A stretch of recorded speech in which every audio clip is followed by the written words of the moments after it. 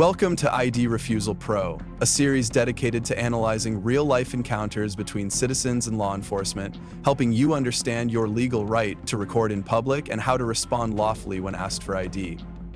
Today's video takes us to Santa Maria, California, where a First Amendment audit is conducted by Nasty Nathaniel outside the Susan J. Gianfrido Juvenile Justice Center. The encounter escalates when officers demand identification, despite no evidence of a crime. This raises critical questions around reasonable suspicion, public photography, and First Amendment protections for independent journalists. Let's break down how this situation unfolds and what you can learn from it. You're addressed in all PDUs, you got a video camera, 2 video cameras, okay? Okay. Juvenile hall is concerned. Okay, if no crime is committed, then no big deal, okay? But I do have the right to identify you.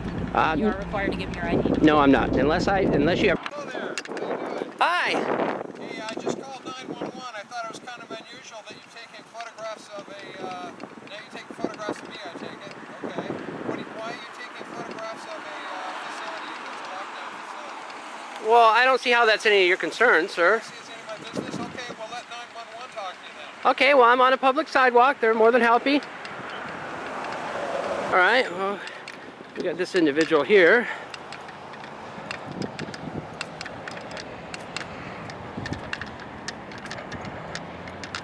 All right. Well, we got this gentleman who called 911 on me earlier. He's parked down the street. Wants to know why I'm taking pictures of the juvenile hall. Said he's gonna have 911 deal with me. So we'll see what happens when the cavalry gets here. Right there we got a shot of Old Glory. And below Old Glory is the California State Bear flag. Always flying high and proud.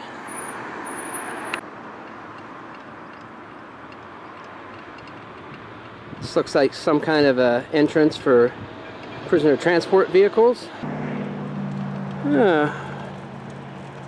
got the Santa Maria Police Department on the scene. While filming a juvenile facility from a public sidewalk, Nathaniel exercises his First Amendment right to record public buildings. A concerned civilian calls 911, mistaking lawful photography for suspicious behavior.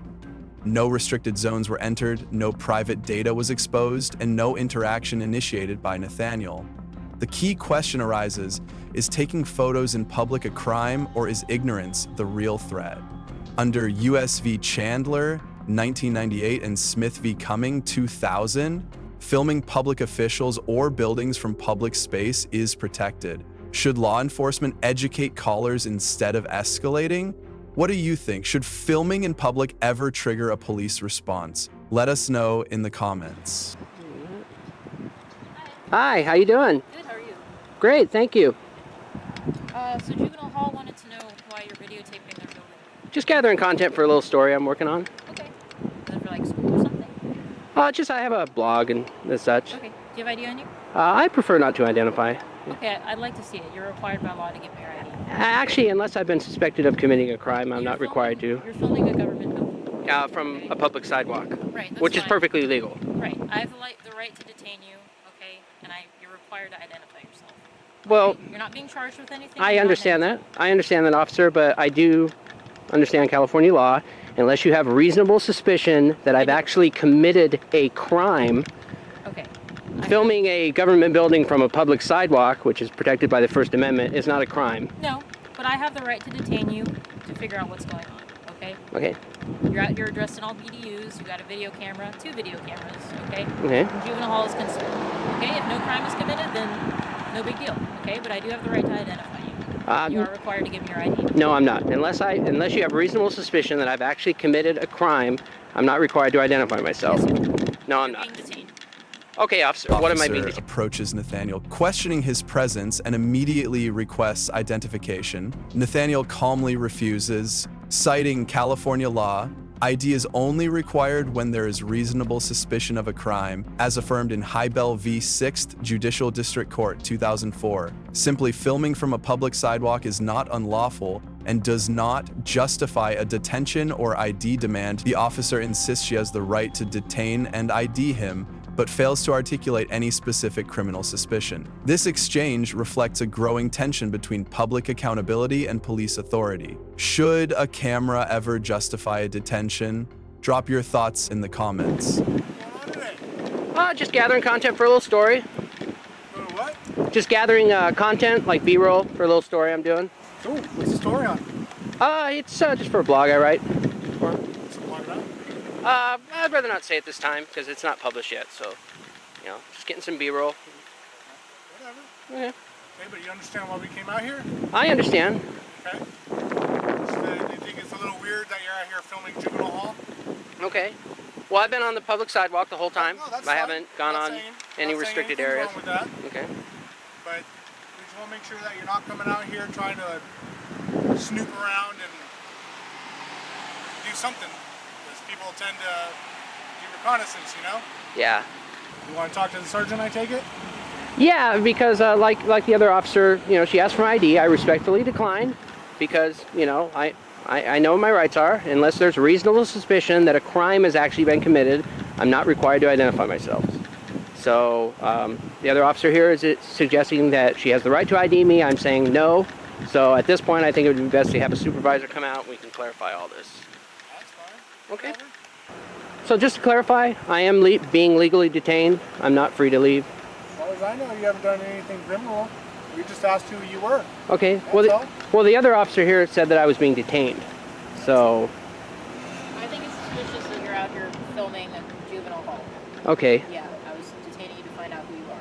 Oh, so I am being detained. I am detained. Sergeant I'm not- Lara steps in, reaffirming the officer's claim that they can detain and identify Nathaniel simply because he is filming a juvenile facility. Nathaniel firmly cites First Amendment protections and California law, arguing that no officer has articulated reasonable suspicion of a crime. The sergeant insists that a detention allows police to demand ID, but this interpretation conflicts with a constitutional limit established in Terry v. Ohio, 1968, articulable facts suggesting criminal activity. Filming public buildings is not one of them. The clash exposes how easily police authority can be stretched when citizens don't know their rights. How would you respond if a sergeant insisted you must ID without naming a crime? Share below. Sergeant Lara, Santa Maria Police Department. Today's date is 1/23 of 2017. The time is 16:13 hours. Are you getting that? Yes, sir. Okay, good. I want to stamp too, okay? Okay, how can we help you? Nothing. I just, your officers made contact with me. I explained to them I'm Okay. gathering content for a little story I'm doing. Alrighty. And one of your officers, she wanted to see my ID. I told her I'd prefer not to. And Actually, we do have the right to ask you for your ID because they call us here. It is a juvenile hall facility here, so we do have your authority. Okay, so if you're doing a story, yes, we do have that right, sir.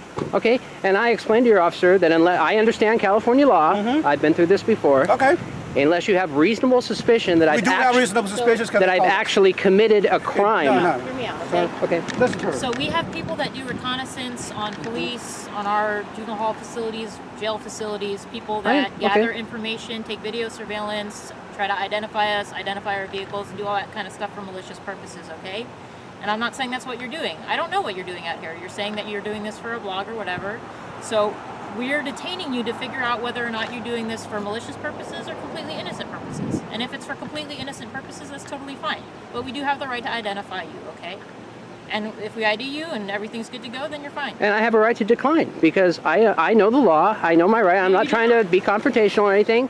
But unless you have reasonable suspicion that I've actually committed a crime, I'm not required Sir, listen to the officer there. to identify myself. So the way a detention works, right? We don't have probable cause at this point. The reason we detain people is to investigate something to see whether or not a crime has been committed. So when we detain somebody, at that point we do not know whether or not a crime has been committed or not yet. Okay? It's during the detention we do our investigation to identify that person and find out why they're there doing what they're doing. And if no crime has been committed, there's no probable cause, and that person is free to go. But during a detention, that's when we do our investigation. At that point, the person is required to identify themselves by law. No crime has been committed that I can tell at this point. You're right. That's correct. Okay. Sergeant But we still- Lara doubles down, arguing that detention for investigation gives officers the legal right to demand ID, even if no crime is suspected. Nathaniel stands his ground, invoking California's stop and identify standards, asserting that filming in public is not a basis for forced identification. The conversation reveals a fundamental misunderstanding between public authority and civil rights. While Lara insists on departmental procedure, it clashes with case law precedents such as Hybel versus v. 6th Judicial District Court 2004, which requires reasonable suspicion of a specific criminal act to demand ID. The tension here is not just legal, it's constitutional. Should department policy override constitutional rights? Drop your thoughts below. You know, this is already your blog. No, I don't.